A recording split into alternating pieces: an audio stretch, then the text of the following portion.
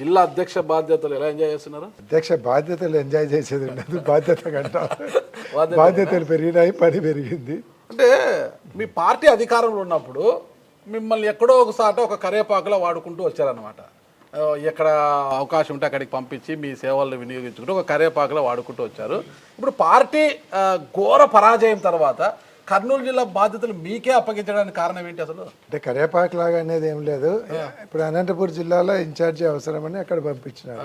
Local body ఎలక్షన్లలో సక్సెస్ఫుల్గా చేశాము. తర్వాత క్యాస్ట్ ఈక్వేషన్స్ ఇవన్నీ చూసుకొని దాన్ని పెట్టినారు.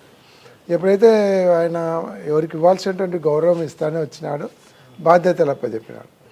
ఇప్పుడు పార్టీ అధికారంలో లేనప్పుడు అందరినీ సమన్వయం చేసుకొని ఏదైనా ఎదుర్కొండేటువంటి కొద్దిగా స్ట్రాంగ్ పీపుల్ కావాలనే దాంట్లోనే ఒక కర్నూలు జిల్లానే కదా, అన్ని జిల్లాలలో కూడా మోస్ట్ ఆఫ్ 75% మాజీ మంత్రులు, సిట్టింగ్ ఎమ్మెల్యేలు అట్లా తీసుకుంటూ వచ్చినారు.